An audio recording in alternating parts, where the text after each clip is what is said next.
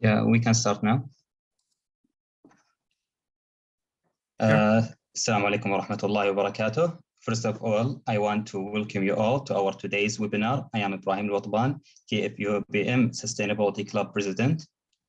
Well, before we start, energy sustainability is one of the most important factors for the sustainable development.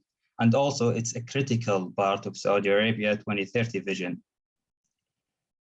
And as you know, that it's one of our goals in KFUPM Sustainability Club is to raise the awareness among the students, also to keep them updated about the new sustainability topics. And today we have Dr. Muhammed Akimaya from KFUPM Business School presenting to us the current trends and strategies to energy sustainability. The mic is yours, Dr. Muhammed. Thank you.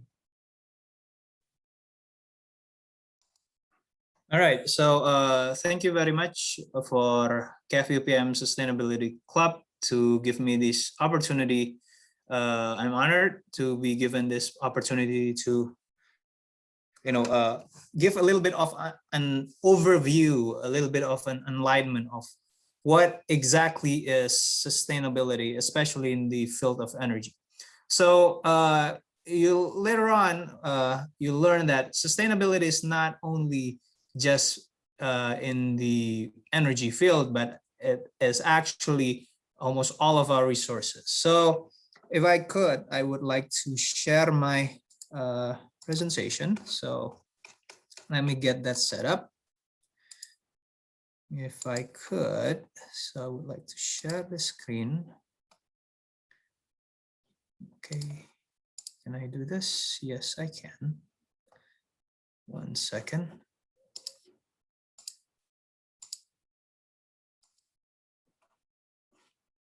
Right, let me check.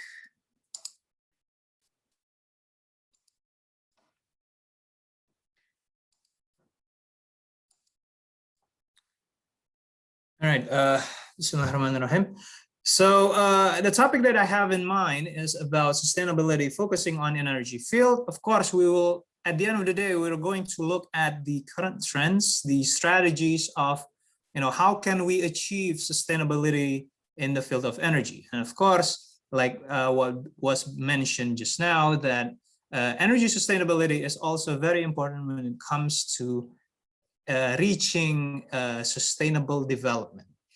So let's start off first about what actually is sustainability.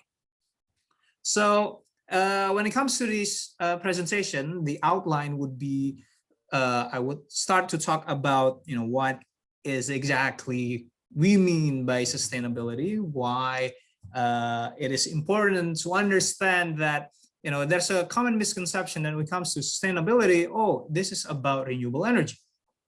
Kind of, but not really. And secondly, after looking at the overview of this idea of sustainability, we look at the strategies on sustainability. Mainly, it's based on reduce, reuse, recycle. Obviously, almost everyone have heard of these 3 R's, and we'll take a closer look about the relationship of reduce, reuse, recycle when it comes to sustainability. And then we'll look at the issues in the energy field, what is the concern, and the role that renewable energy can play when it comes to sustainability, and as well as the current trend when it comes to the energy field and its relevance to sustainability. So first of all, what is sustainability?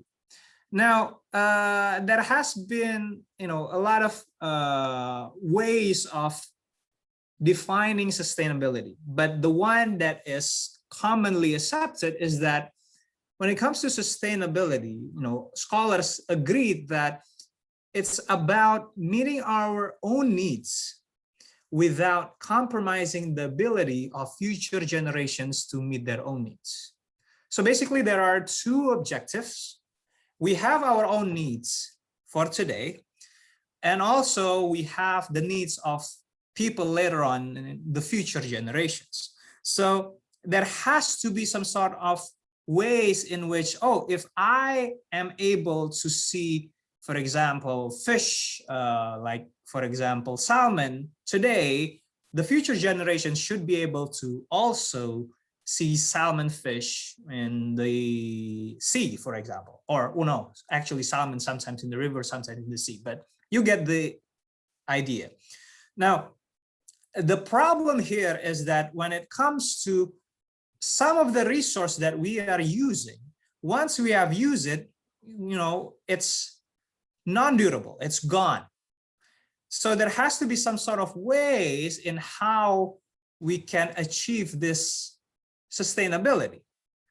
The great example, the most common example is that, before, let's say before this century, so previous centuries ago, there are more, for example, animals compared to what we have now.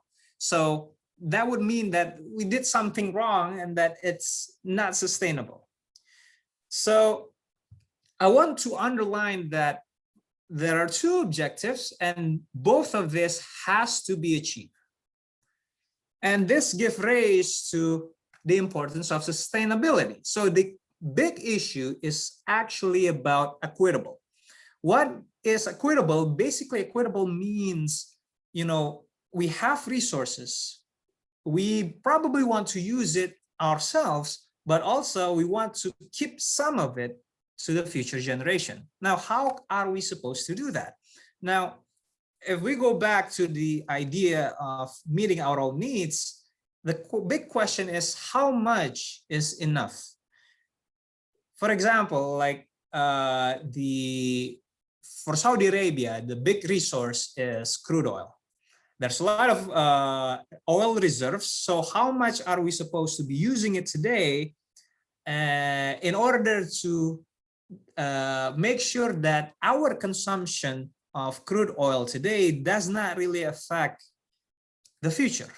Now, of course, you might think, well, that's kind of a weird idea when we're talking about non-renewable resources. Why? Because look, crude oil is non-renewable resources. Once we use it, it takes millions of years to actually create the oil reserves. Does that mean that, well, if that's the scenario, then automatically is it unsustainable? So it actually, how do I say this? It's actually depends on your perspective when it comes to the usage of crude oil. So if we're talking about physical quantity, okay, so, when it comes to crude oil, there's a fixed amount of crude oil within, for example, Saudi Arabia.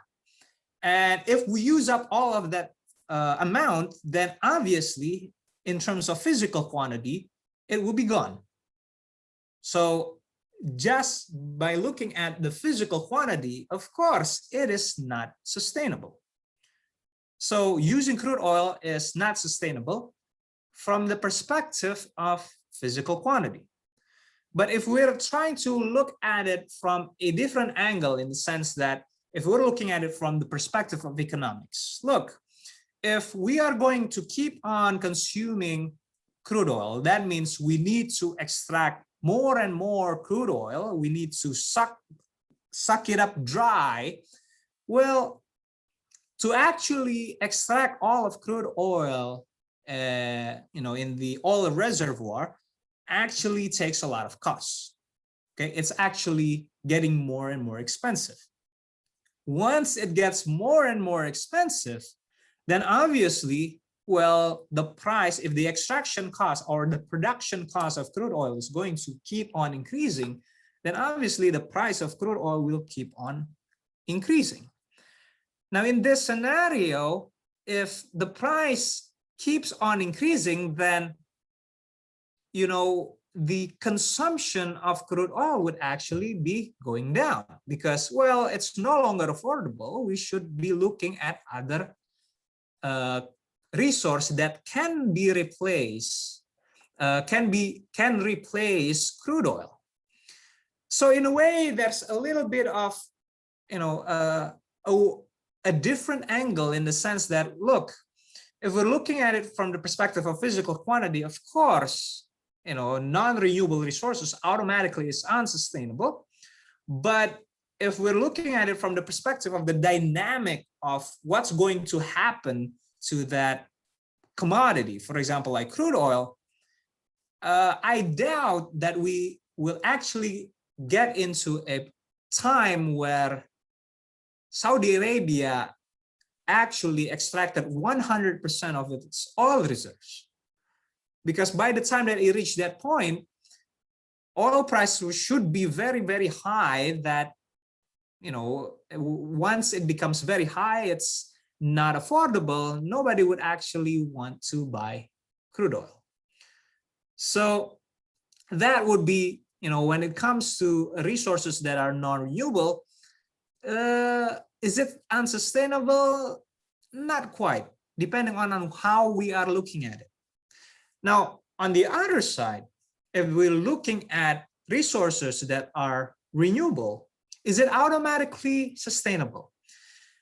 Now, well, if we're looking at physical quantity, again, if we're looking at physical quantity, well, since it's renewable, for example, a common resource that's renewable would be, for example, like fish, like salmon.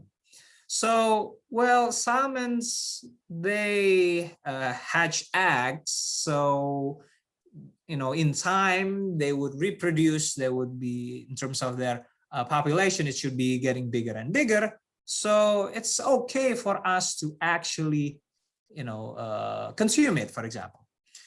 But again, this is not about just about physical quantity.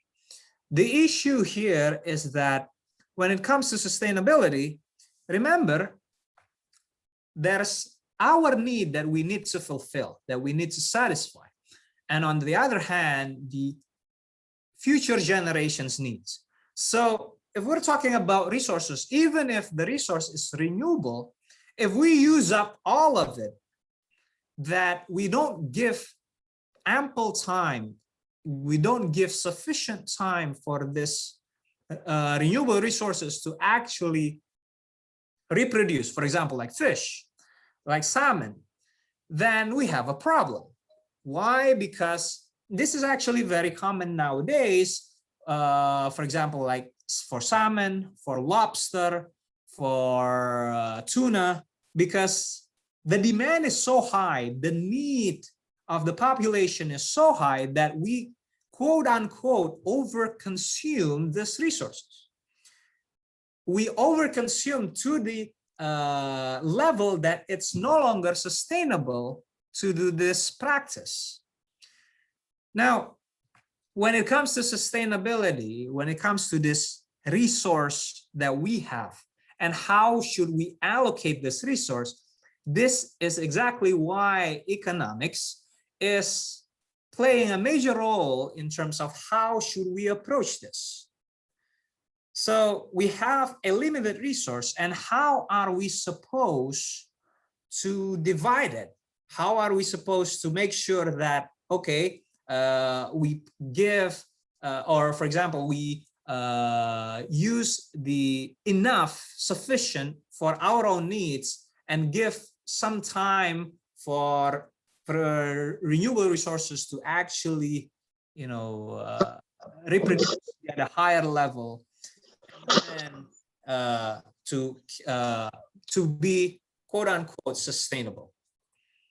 Okay, I'm sorry, was that unmuted? So, okay, there was some noise. Anyway, moving on.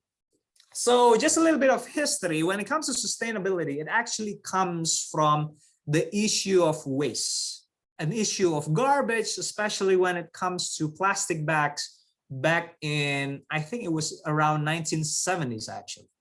So the issue was that, it was pretty obvious that human consumption, we use a lot of things. The most common one would be plastic bag, styrofoams, and once we use it, we throw it away, and then the waste, the garbage keeps on piling.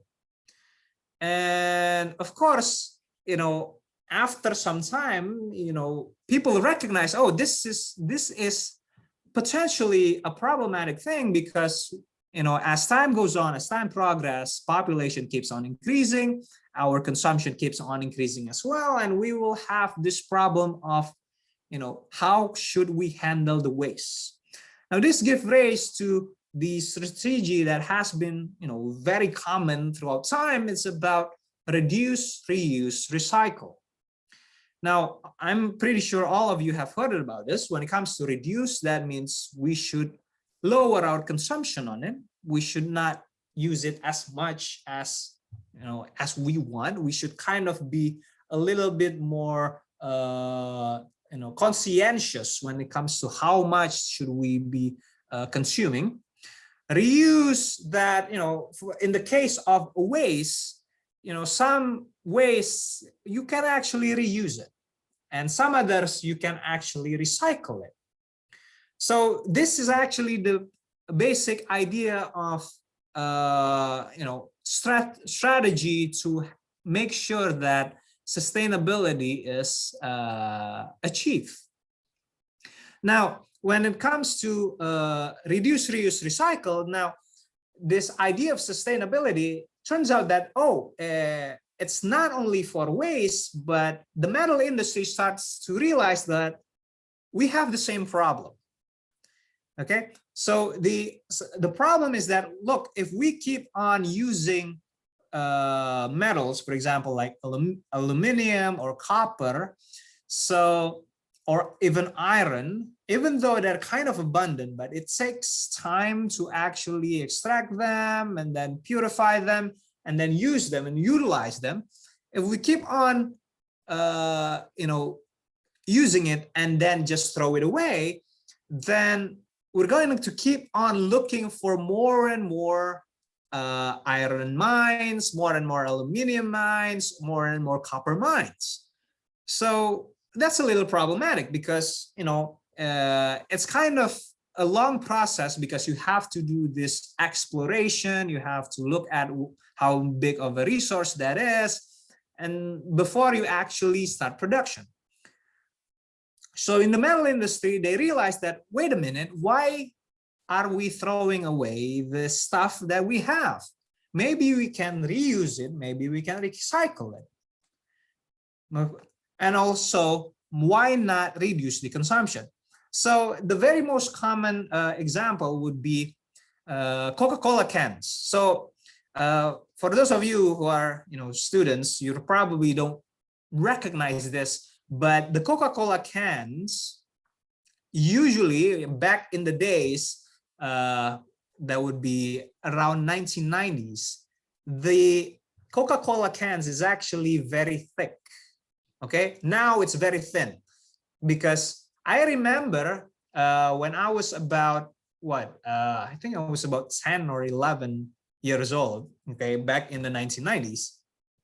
It's actually very hard to, I usually, as a kid, I usually, step on the Coca-Cola can to make it, like a, like a coin. So I usually step on it. Nowadays, it's very easy to do that. But if you're doing it from the Coca-Cola cans back in the 1990s, it's actually very hard because it's thick. You need to have, you need to be strong to be able to do that. That's why we as kids, if you were able to do this, then you're the strong ones.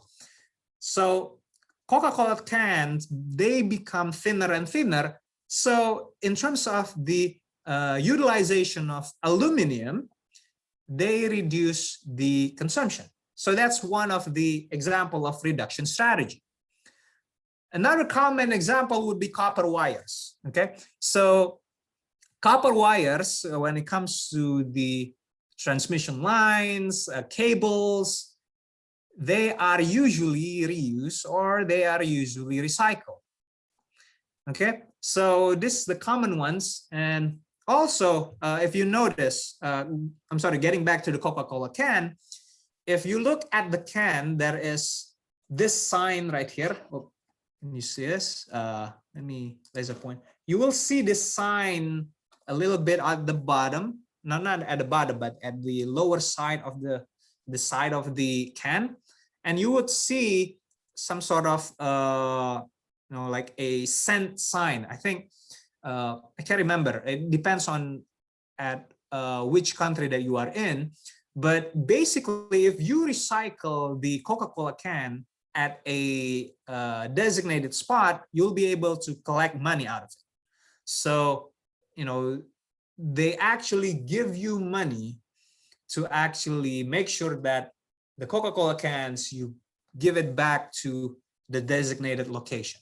Okay, because that's how they are doing the recycling. Because yes, it's easy to just recycle it, but in order to collect all of the Coca-Cola cans, it probably takes time. So they give some sort of incentive for the people to actually, hey, if you have Coca-Cola cans and you want money, give it to us. That's basically it. Now, this gives rise to, okay, there are three strategies. The strategies are reduce, reuse, and recycle. What should be the focus?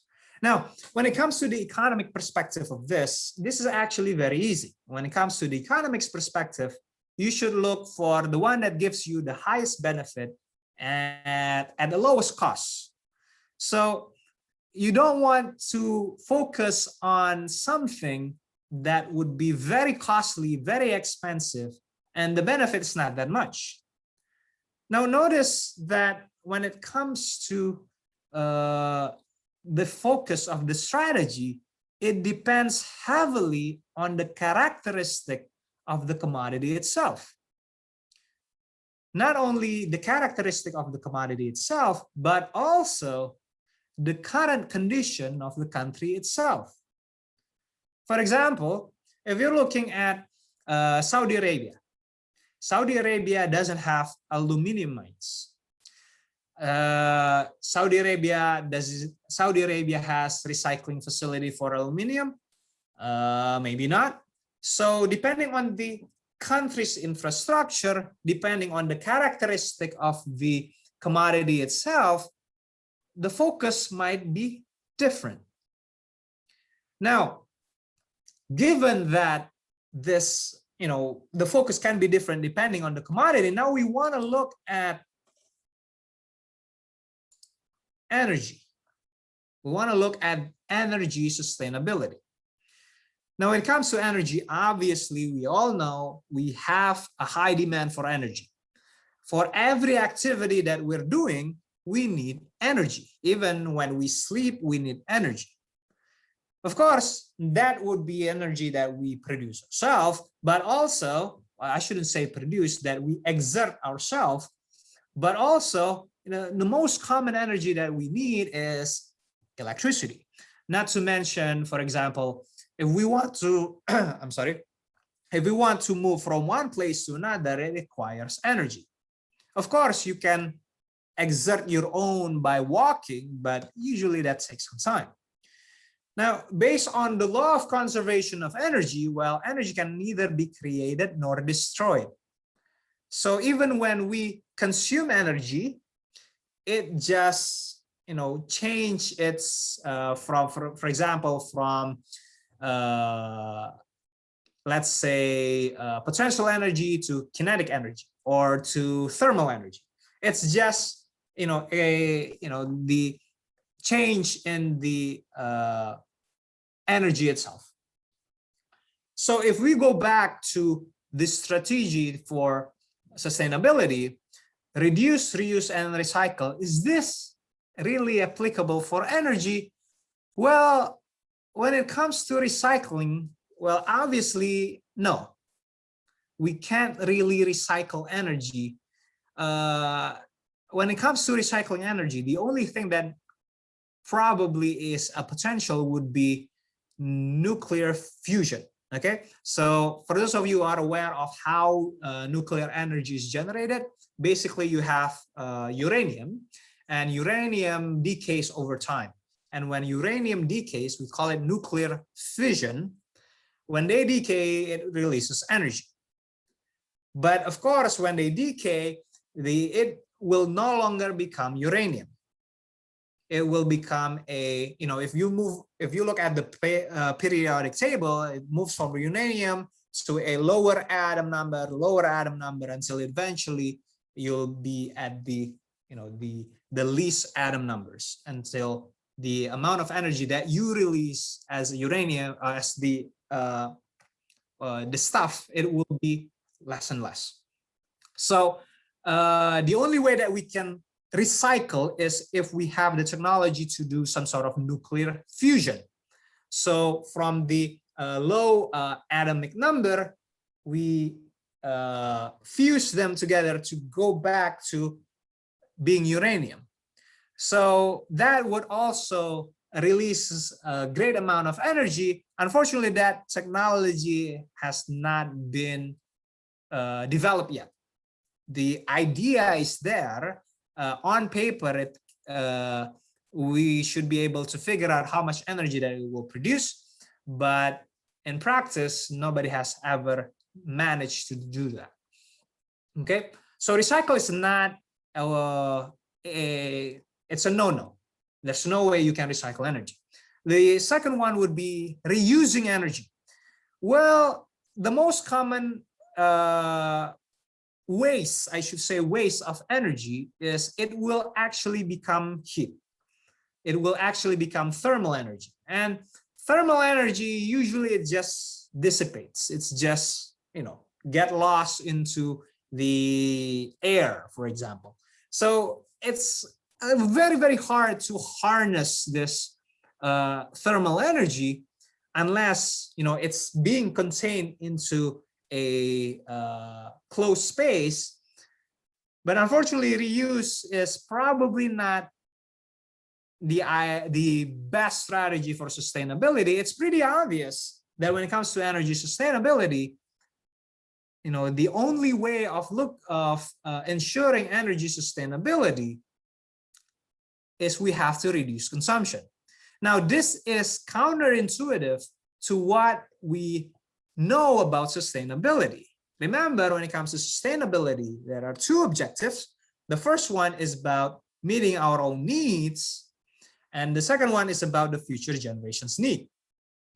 Now, if we reduce our consumption, that's counterintuitive to meeting our own needs. So that's why this energy sustainability is such a big issue. But not only that, there are other issues as well, because when it comes to how energy is being harnessed, given this source from IEA, International Energy Agency, most of this energy is sourced from oil, coal, and natural gas. Okay, so most of them actually comes from fossil fuel. Okay, so well, what's the problem with that? So think about it this way: we want to make sure that our needs in terms of energy can be satisfied. So of course, there's a different form of energy that we want to use, but in terms of how this energy is being generated, it's basically based on fossil fuels. Now, if you're looking at the energy consumption, one second. If you're looking at the energy consumption, mainly it's for transportation and electricity. Now, when it comes to final consumption by source, it's mainly on oil products and mainly on electricity. Okay, so energy consumption, usually it's meant for oil products, electricity, and if I look at the second one, this should be it. If we look at the different sector, it's about industrial needs, transportation needs, and residential needs. Now, if I go back here, now it makes perfect sense. Why is oil product being the biggest energy consumption? Well, because when it comes to transportation nowadays, even until today, the main ways of transportation is usually by cars, and cars is run by either gasoline or diesel, basically on all products, even for air travel, even for water travel. If you're talking about ships, then you would be using oil products as well. For airplanes, you're using oil products as well. Now, this issue of fossil fuel is that it's highly related to the environmental issue. First of all, when it comes to the trend that, oh, we need more and more energy as time progresses, there's nothing wrong with that. It's okay to have our needs to be increasing. Even if we're thinking about the future generation, it's okay for it to be increasing as well. Increasing, even if it's increasing exponentially, there's no problem with that. The problem of this fossil fuel is to the fact that when it comes to fossil fuel, there's carbon emission. When you're trying to extract fossil fuel, when you're trying to extract crude oil or natural gas or coal, there will be carbon emission. And this is, first of all, this is an environmental hazard in the form of air pollution. Not to mention that, oh, this CO2 emission is what is causing this. At first, it was called global warming, and then they changed the terminology into climate change. So this is the source of the issue of environment. Now, if we go back to sustainability, when it comes to an increasing need of energy, there's nothing wrong with that. But as energy needs increases, we'll be using, if nothing changes, if things stays the same, then we're going to need more and more fossil fuels, meaning that we will have more and more CO2 emissions. The problem is that the CO2 emission, this is kind of like a waste as well. If we go back to, if we go back to the issue of, or the strategy of, and the history of sustainability, it started off with waste. And similarly, when it comes to carbon emission is actually a waste as well. Now, of course, how are we supposed to tackle this issue? Now, if we go back to the basic strategy, the basic foundation, that would be reduce, reuse, and recycle. And again, when it comes to energy, unfortunately, the only thing that we have, the only thing that we can do would be reduce. We have to, somehow lower our consumption. Now, this is very difficult. Why? Because first of all, this is related to energy efficiency. That means, okay, in order to be able to meet our own needs, but we need also the resource that we're going to use to be less. So basically, it's telling us that we have to use less amount of resource, but our need should be the same or even growing. So the bottleneck would be, first of all, the advancement in technology. So how good is the technology in terms of making sure that, for example, the energy consumption would be less? A good example would be, for example, the most common one would be lights, right? If you're using the old light bulb with the tungsten, with the what do you call that? The roll thing. That is, usually in terms of power, it's it's very high. For example, like 60 watts or 100 watts. It requires a lot of energy. They have a lot of waste as well in the form of heat. But if you change it to LED, you're probably going to need, for example, 6 watts or 10 watts. This is a form of energy efficiency. So we're going to need less power, but the benefit that we get is relatively the same. So it's very reliant on the technology. And secondly, it's very reliant on the consumer's behavior. Okay, so for example, a very common thing to do is, well, if you're going to sleep, are you going to turn off your aircon? If you're going to the bathroom, you're going to turn on your lights. When you get out of the bathroom, are you going to turn off your lights? So this kind of behavior, this is hard to change. So when it comes to this energy efficiency, this issue is probably, it's very hard to achieve this. We know that this is, of course, it will have some sort of effect, but if we're thinking about it realistically, probably not gonna have a lot of effect in the long run. So another way of thinking about this is to treat or look at CO2 emission as waste and see what we can do with it. So we know that CO2 emission has been growing throughout the years. So you can see here, around the world, it has been increasing. The highest would be China, because China was growing exponentially high since the 2000. I think it started from 2004. So you can see here right away that the CO2 emissions coming from China, well, it's obvious because China is a very big population. They would require a lot of energy, and mainly their source of energy is coal, as well as, no, actually it's coal. It's very big on coal. So obviously, when coal is being used as the fuel for power plants, there will be a lot of pollution.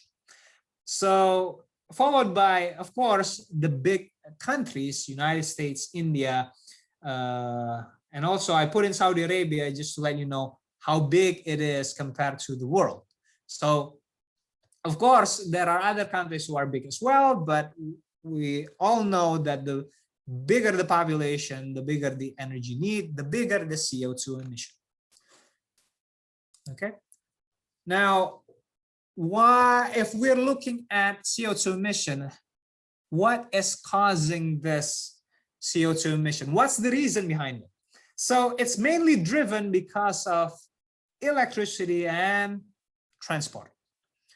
Okay, so we know that, okay, the CO2 emission is coming largely from electricity. So that would mean power plants, coal power plants, natural gas power plants. People are claiming that natural gas is cleaner, but it doesn't mean that they will not emit any carbon emission. So when it comes to natural gas, there's actually still carbon emission, but it's cleaner. So that would be the CO2 emission by sector. If we look at electricity in a little bit more details, so electricity consumption is actually driven by industrial purposes and residential purposes. So when it comes to industry, when we're thinking about factories, when we're thinking about factories, then obviously, yes, they would require a lot of energy. They would require a lot of electricity. But at the same time, when it comes to this industrial needs, that's also related to the economy of a country. Why? Because when it comes to the industry, the industrial purposes, it's mainly for generating or producing goods and services. So in a way, if we reduce the consumption of electricity, okay, one way of being more sustainable is to reduce the consumption. That would probably have an effect on the economic growth. Think, for example, oh, we have a factory here, but hey, unfortunately, because the factory is emitting pollutions, emitting carbon, less Well, if the factories are doing less, then it's probably a good assumption that the output, the goods and services being produced would be less as well. This would be, it would have a significant impact on the economy. So in a way, how are we supposed to handle this? And when it comes to CO2 emission, this is pretty obvious. It's mainly because of the fossil fuels. So what would be the solution then? If we're thinking about energy sustainability, yes, we still need the energy. We have our own need today, but we also have to take care of the waste, the CO2 emission in the future. It's for the future generation.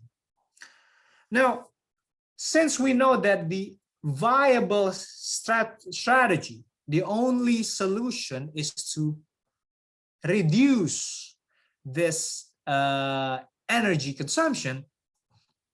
So of course, one way of doing that is what we have talked about before, is about the energy efficiency. And the second one is to somehow reduce carbon emission.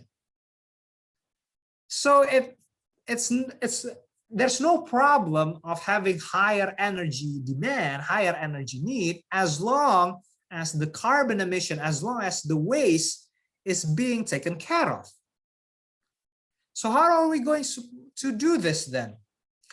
Well, one way of doing that is to actually, we don't want to reduce the energy consumption, but we want to reduce the utilization of fossil fuel. This is mainly the theme of what's going on currently. What we want is a cleaner energy. So we have to transition from a fossil fuel-based energy sector to something that's cleaner. So I mentioned just now that when it comes to, if you're comparing coal power plants and nuclear power plants, no, not nuclear, natural gas power plants, of course, natural gas is cleaner. So in that sense, if we force coal power plants to shut down and instead we will rely more on natural gas, then that would be cleaner. That's one way of actually reducing the CO2 emission, reducing the waste. This has actually happened, for example, in Germany.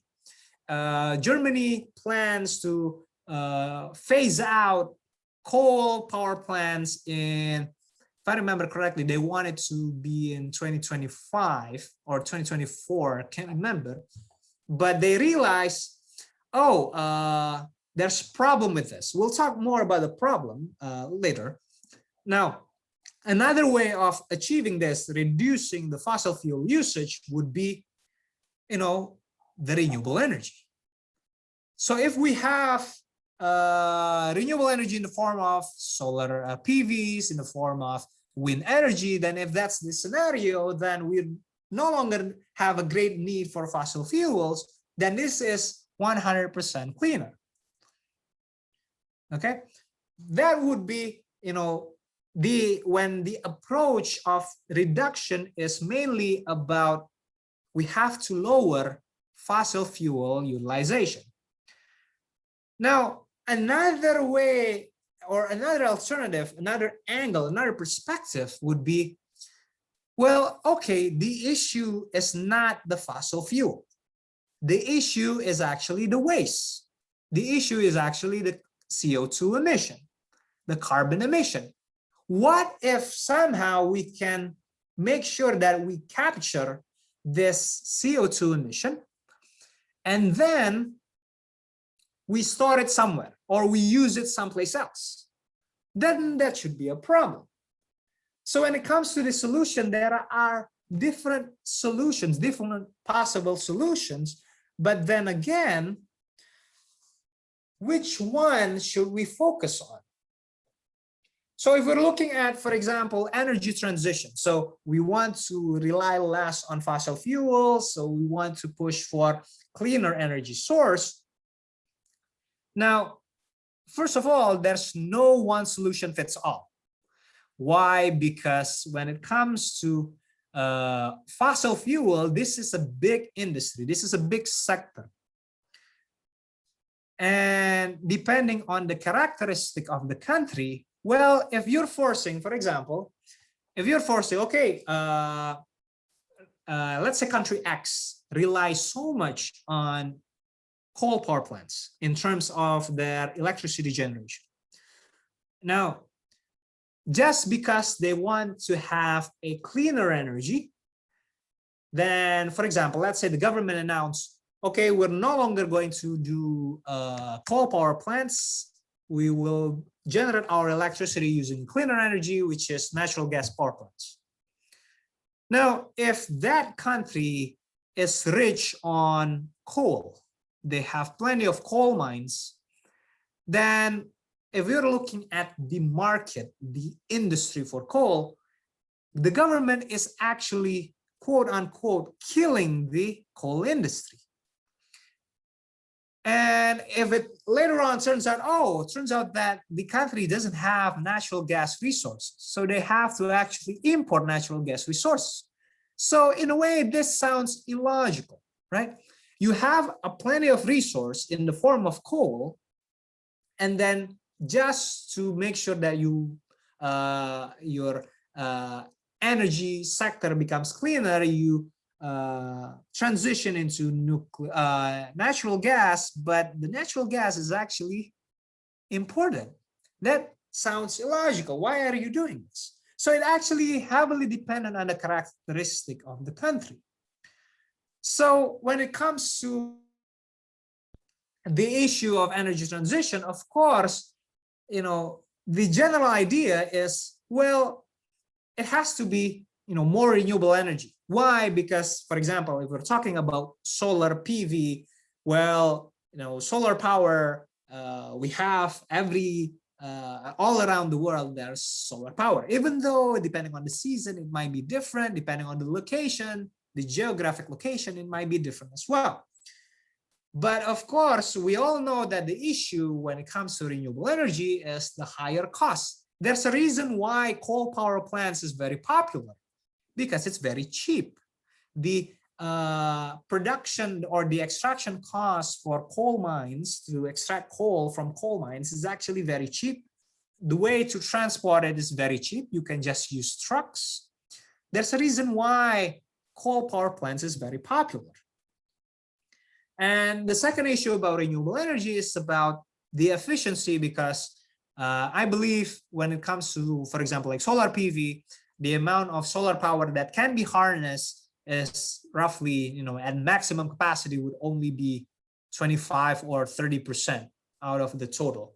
So lower efficiency compared to if you're looking at coal power plants or even natural gas power plants. And there's also a reliability issue because it's not 24 hours. And sometimes maybe today the energy is good, the next day it's not that good, then the following day it's fluctuating.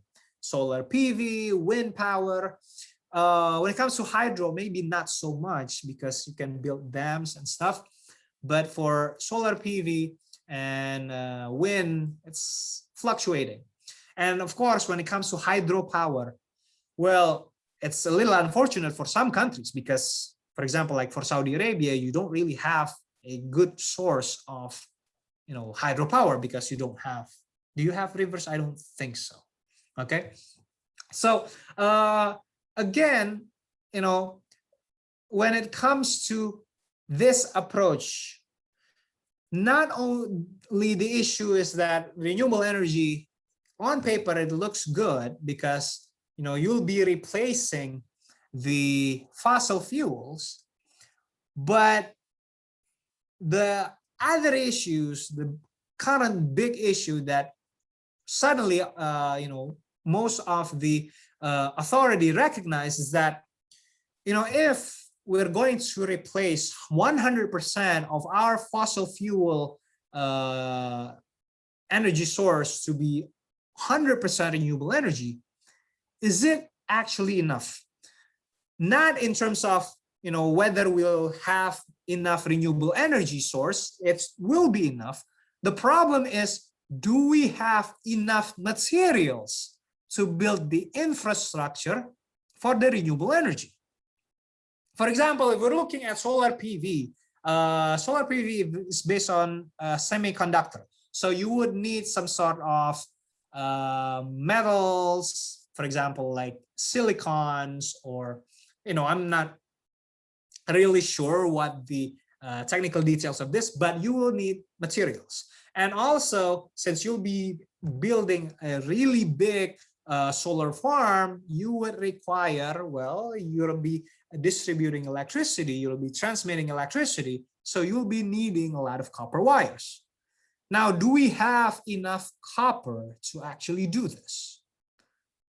Or, for example, wind power. When it comes to wind power, you know, it's based on windmills. If you have looked at the examples of windmills in Western countries, it's very big. Okay, do we have enough materials to actually build enough windmills to actually replace fossil fuels? Now, if you go and look back at the energy supply, I can click on this, probably not. If we look at the energy supply, I'm sorry, I'm going to go back a little bit. Look, wind, solar, and etc. I think, okay, there's hydro, there's biofuels and waste. I think the etc. would stand for the water current and stuff.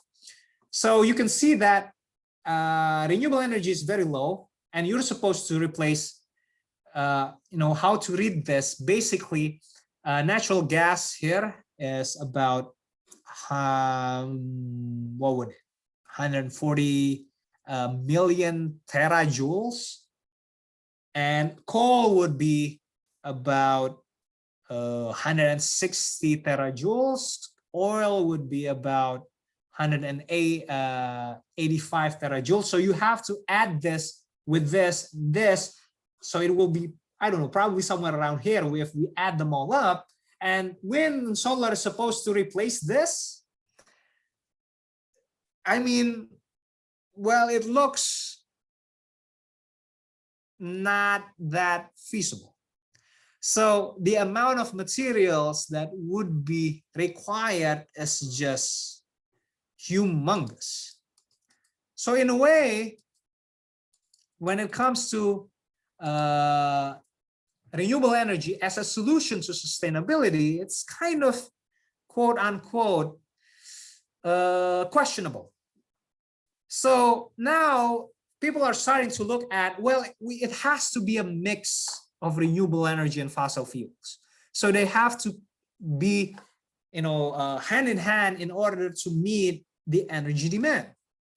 So if that's the scenario, then we have to look at the fossil fuels. Now, this gives rise to our second strategy, is about carbon capture. As long as the carbon emission is kept under control, that shouldn't be a problem. As long as the waste is kept under control, it shouldn't be a problem. So when it comes to carbon capture, or the most common terminology is CCUS, carbon capture, utilization, and storage, obviously it depends heavily on the technology, right? The technology of CCUS, how good is it going to be in capturing the carbon emission, and what's the cost of actually doing that? And once you have stored it, what are you going to do with it? Once you capture it, are you going to store it, or are you going to use it? Well, if you're going to use it, in what way? How is the utilization? So for countries that is, you know, that has a lot of fossil fuels, of course, again, this is the economy of a country. For example, like Saudi Arabia is blessed with a lot of fossil fuels. So the focus is not on reducing fossil fuel usage. It's not on renewable energy, it's not about energy transition, but the focus would be more closely related with carbon capture. So of course, if this is the scenario, then they have to look at the possibilities of utilizations. How are we going to use this captured carbon, and how to use or how to store it? And this gives rise to what has been going on since last year, that was actually started by CAPSARC. CAPSARC is King Abdullah Petroleum Studies and Research Center. It's in Riyadh. It's based in Riyadh. They have started what we call a circular carbon economy. So the idea is no longer about making sure that renewable energy replaces fossil fuel. The focus is now making sure that this carbon emission, this waste, is not just becomes waste. It can actually be used to have some sort of an economy of it. So in the sense that this carbon capture will be utilized in some ways, and well, some of them would probably be stored, but this will have created a different industry in itself. Now, the big issue here, of course, again, it's about the technology and of course the cost of it, because when it comes to fossil fuel industry, now you have to capture carbon. That would mean that there is something more that you have to be doing, and in this sense there will be extra costs related to it. So what has been done, or at least the current trend? Now, first of all, we know right away both policies, when it comes to energy transition, reducing fossil fuel or carbon capture, both of them gives out higher or additional costs. So obviously, by itself, if we just let the industry do what it wants, then it will never happen that we get to be a energy sustainability.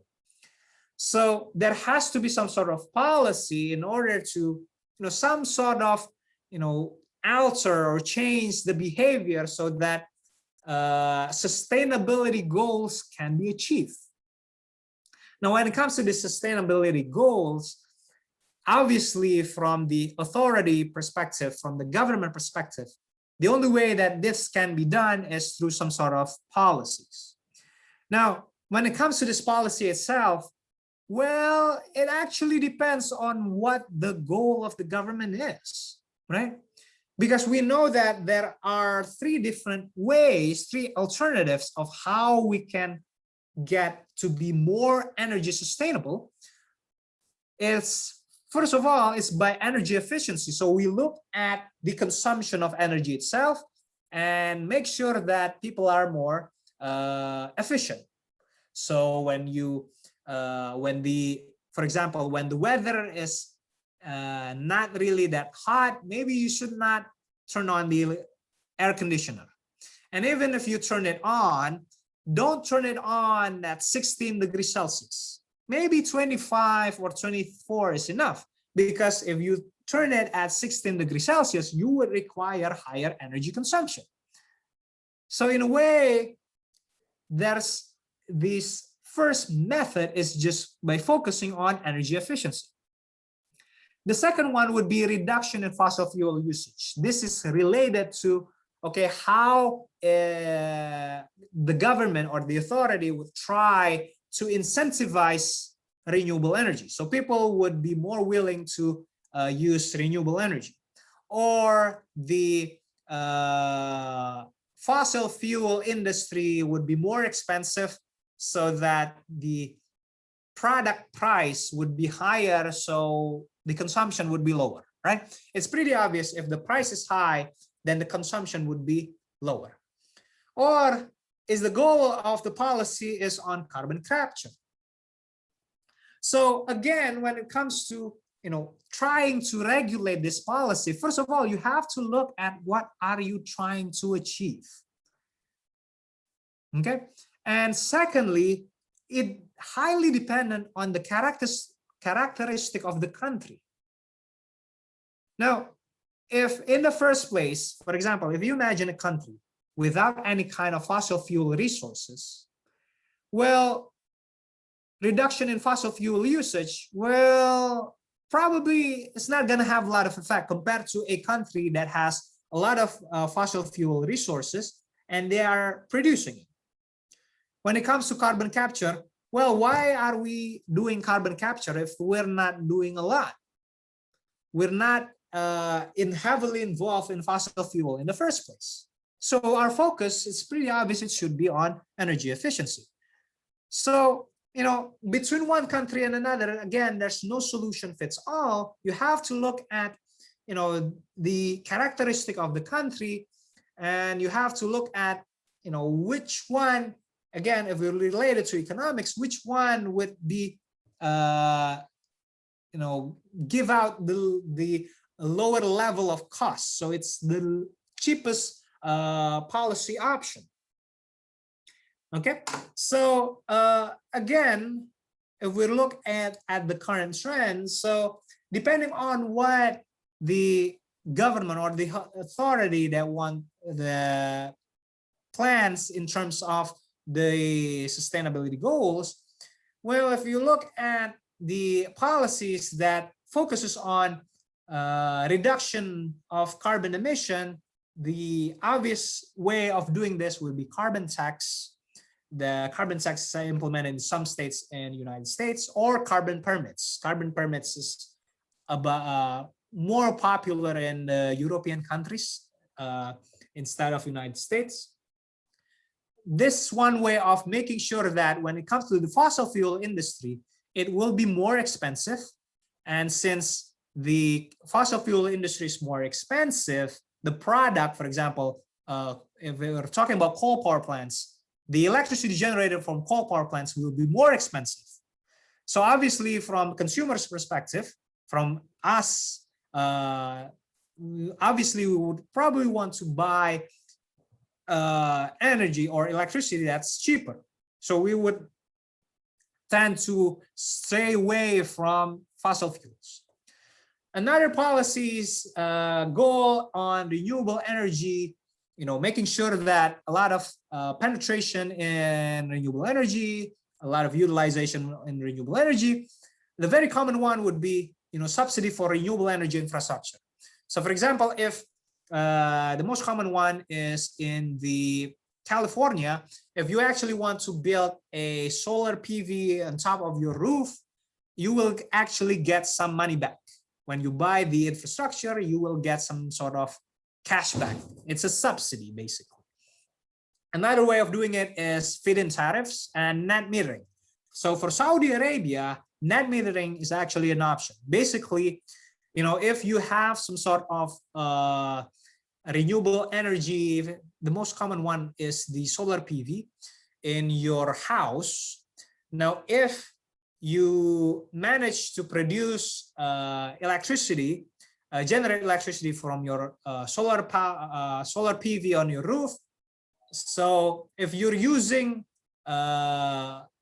your solar PV, then some of it, if this happens, if some of it actually unused, then it will go to the Saudi electricity company. So your meter, instead of increasing because you're using electricity, but you're actually providing electricity to SEC. So your meter is not increasing, it actually will decrease. It will go back.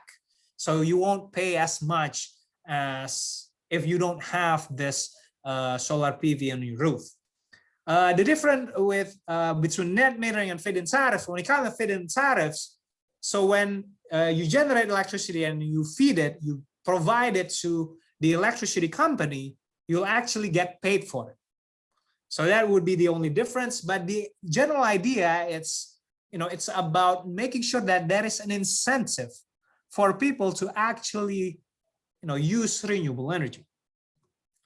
Another policies when it comes to carbon capture, this is actually, you know, very present in Saudi Arabia, is about research in CCUS, or carbon capture, utilization, and storage technology. Okay, if you go to the research institution, obviously they do a lot of carbon capture technology. Okay, it's pretty obvious why, because given the characteristic of Saudi Arabia, you probably want to rely more on carbon capture instead of the others. Okay, and another last one would be reduction in overall energy usage. This is when you should be using energy efficient appliances. So a good example, if you see a car and you see the green bar, if you're this, then you are very green. This, if you're using a lot of energy, that's the red one. Basically, that would be it. So there's a push to, or any kind of policy that incentivizes, hey, you should be using more energy efficient appliances. Okay, so that would be, the current policies, and of course, depending on the country, depending on the characteristic, depending on what the government is trying to achieve, again, there's no solution fits all. You have to look at what you're trying to do, and you have to look at, the benefit of doing that. You have to look at the costs of doing that as well. Now, obviously, we want to make sure that we reach the sustainability goals, but at the same time, we don't want to spend too much in order to reach this. It makes no sense to reach a goal, but at the end of the day, we're just going to lose a lot of our own resources. So we need to be very careful. We need to be comprehensive in terms of how are we going to formulate policies. So it requires not only the effort from the government, but also the effort on the people on the technical side, on the economic side, on the environmental side. It would require, everyone's participation on tackling this issue of sustainability. Okay, so I think that's pretty much it when it comes to this presentation. I actually planned to have this to be 45 minutes, but turns out I went a little over. No, actually went a lot over. So I went about an hour. So I think that's pretty much it. So I'll open up for the moderator for question and answers.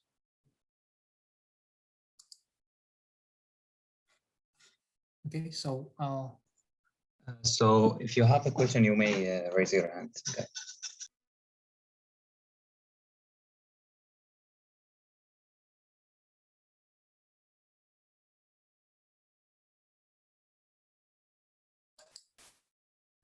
Any questions? I'm not seeing the chat.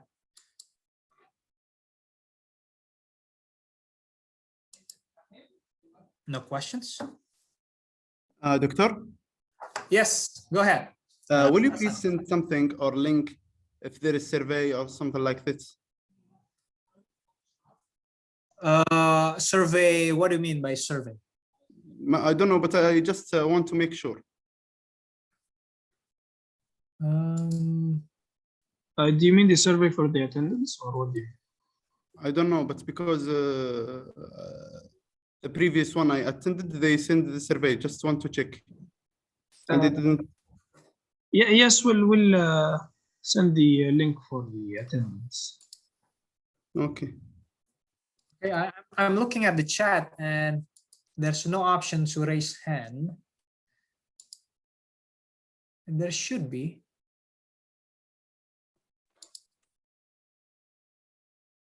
You hear me? Yes. What do you think about the best solution for energy in terms of desertous area like Saudi Arabia? What's the best solution? Well, when it comes to Saudi Arabia, obviously, first of all, Saudi Arabia is very rich on fossil fuels, very rich on crude oil. So obviously, reduction in the economy or the production and consumption of crude oil is probably not going to help Saudi Arabia. So obviously, looking at the characteristics of Saudi Arabia, you probably want to have your fossil fuel intact, fossil fuel industry intact. So the issue would be looking at the CO2 emission. So I think it's pretty obvious when it comes to Saudi Arabia, their focus should be on carbon capture and utilization and storage. That's why the circular carbon economy was actually born in Saudi Arabia. That idea was actually born in Saudi Arabia. But of course, if Saudi Arabia wants to, like what has been happening, Saudi Arabia wants higher renewable energy. They're going to build the city with 100% renewable energy. At the end of the day, it's totally up to the government.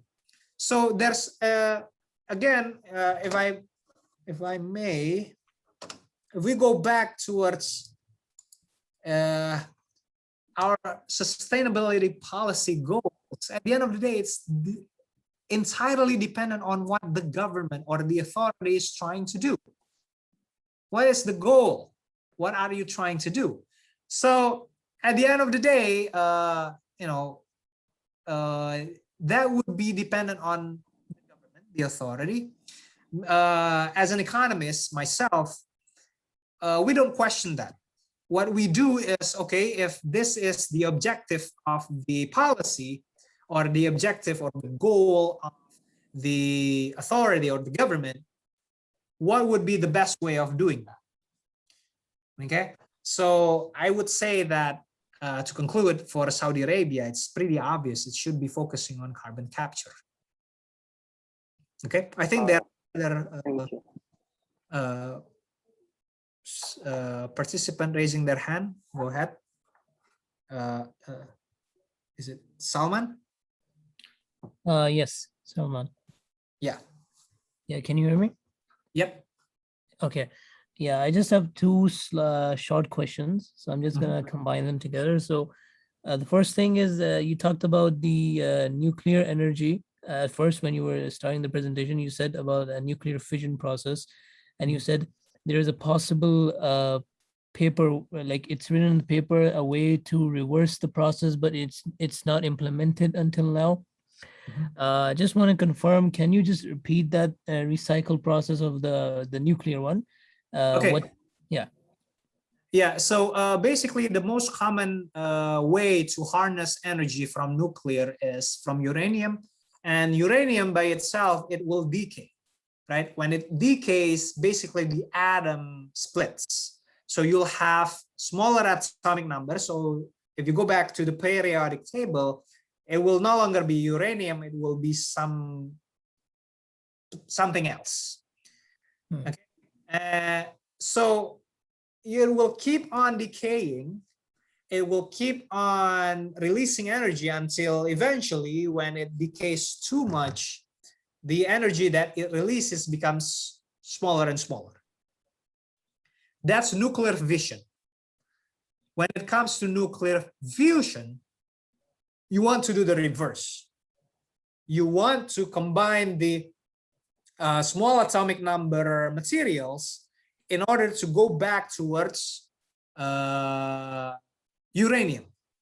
In the process itself, it will also release energy. So it's kind of like going from A to B and from B to A back. So if this nuclear fusion is actually possible, well, that means, this whole energy sustainable issue is no longer an issue, right? It will actually solve the problem, because when it comes to our energy need will always be satisfied by nuclear. Just by having uranium, you would be releasing energy. When you decay it and then you go back to uranium, you'll be releasing energy. Problem is done. We no longer have problems on energy. There shouldn't be any more research on energy. The energy problem in the world finished.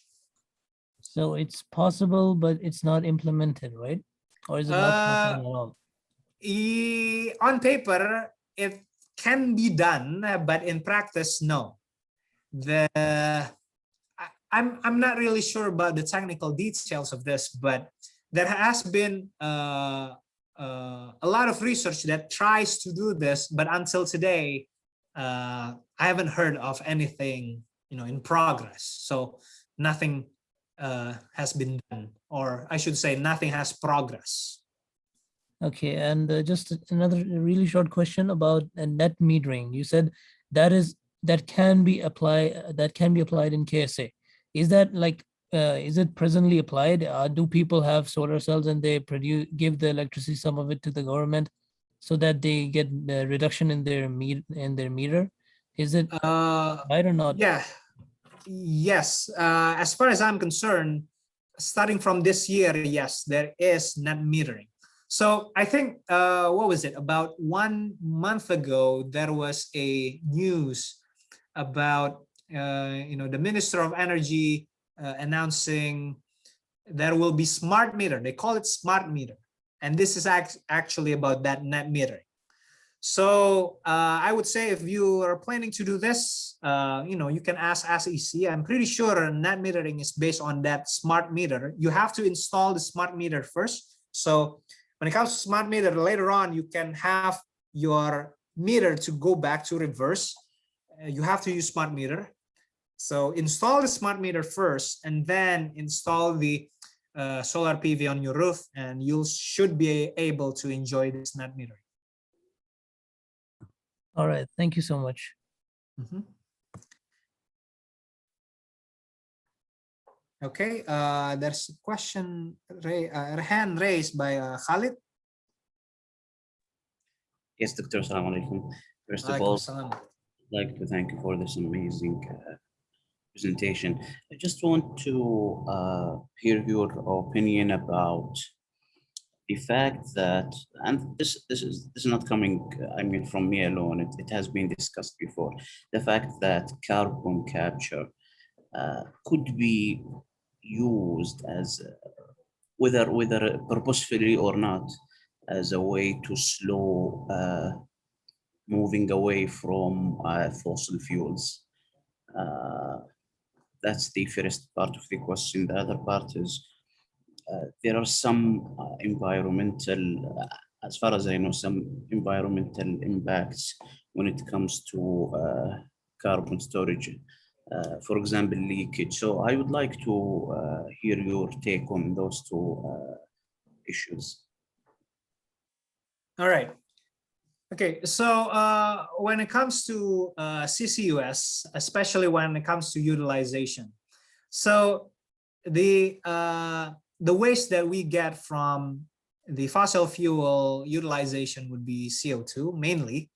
Now, once we capture the CO2, what are we going to do with it? Now, currently the biggest CO2 usage turns out to be for oil extraction. So it's kind of like, you extract crude oil, and the process you produce, you also emit CO2, but the CO2 can also be put back into the crude oil production in order to, increase the rate of production of crude oil. So in a way, that's one utilization of CO2. What about the rest? Honestly, I don't really know. So that would up to how the technology would advance in terms of, this waste of CO2 emission. How are we going to use it? So I would say that this is highly dependent on what comes out from the technology. Honestly, I have no idea on this. Now, when it comes to storage, the most common idea when it comes to storage, well, the CO2 emission, it's coming from mostly crude oil production or extraction or natural gas extraction. Well, that means the CO2 in the first place is coming from underground. So why not store the CO2 that has been captured back to the ground?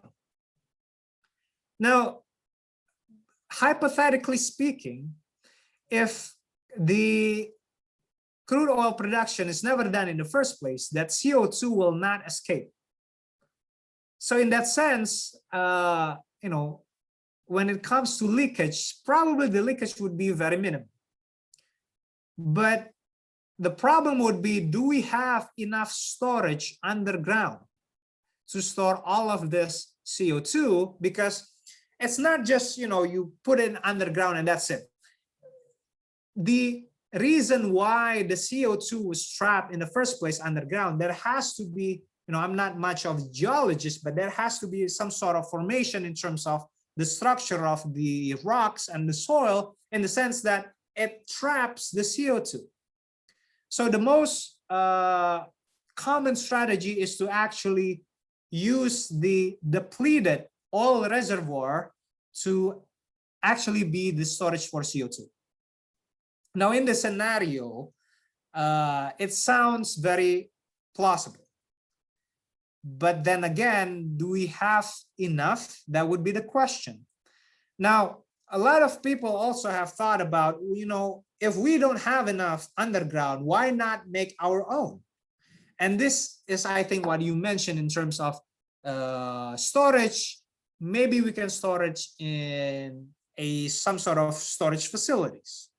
And of course, if this is the scenario, then the problem would be about leakage. And again, this is related to technology. The bottleneck, at the end of the day, the bottleneck is always going to be the technology. Is the technology is advanced enough? Is it economics enough in order to make sure that this can happen? What do I mean by economical enough?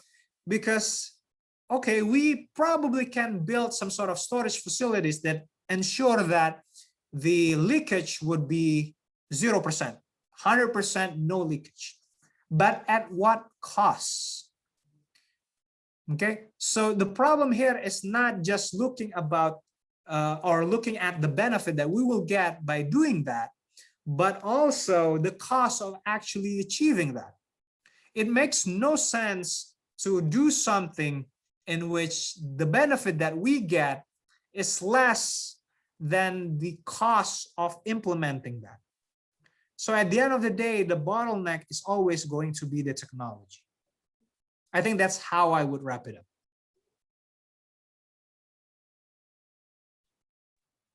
That's amazing. Thank you, Doctor. Okay, there's one more hand raised. That's Hassan. Yes, just one quick question. About the uranium. Is there any hazard issue about using the uranium as energy?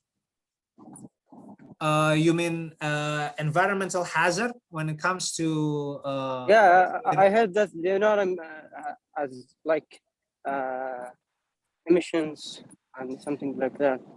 Right. So when it comes to nuclear power plants, for example, the big issue is always going to be about radiation. Okay. Yeah, emission of radiation. Yeah. Right. So before the one in Russia, can't remember the name of it. Before that incident, or before the Fukushima nuclear incident, people are actually very high on nuclear energy. Why? Because nuclear energy is relatively clean, and when it comes to the electricity generation, it lasts such a long time. Because when uranium decays, it keeps on releasing energy. So the idea is that the only issue is about environmental radiation. And when it comes to radiation, unfortunately, the effect is much more dangerous compared to, for example, like air pollution. So in the field of economics or management or business, we call this, nuclear incidents, kind of like HILP, high impact but low probability. So of course, when it comes to nuclear power utilization, it's always going to be about safety issues, because at the end of the day, we want to make sure that this probability of a nuclear incident to happen has to be very, very low. So yes, there is issues, but those people or those countries, those governments, the authorities who are proponents of this nuclear power plant, from their perspective, it's pretty obvious, as long as we can make sure that the safety issues, the radiation issues is well taken care of, then nuclear energy should be the solution. So of course, in that sense, if you're thinking about what should the proponents of nuclear power do, then obviously they have to spend more research in order to make sure that it is 99.99999% safe. Of course, there is no perfect system, but at least you can improve it to the maximum. I think that's how I would say it. Unfortunately, sometimes we learn that some flaw actually happens after the incidents. For example, like the nuclear Fukushima incident in Japan back in, what was it, 2013, 2012, 2011, can't remember, somewhere around that. Nobody expected that there would be a tsunami that actually, caused the leakage of the radiation. Nobody expected that, but we learn from that experience. So unfortunately, some incidents happen and then we realize the flaw, but we can improve from it. So I would say that at the end of the day, it depends on the government. Is the government a proponent? Do they like this nuclear energy or they don't? If they don't, then nobody's going to, push for renewable, for nuclear energy. But if they like it, then obviously there's nuclear power would be a solution, especially when it comes to reducing fossil fuels. I think I'll wrap it up there. Okay, thank you for your explanation. All right. Any other? There is no question. I think there is one question in the chat from Muhammad. Okay, one question on the chat. 1 second.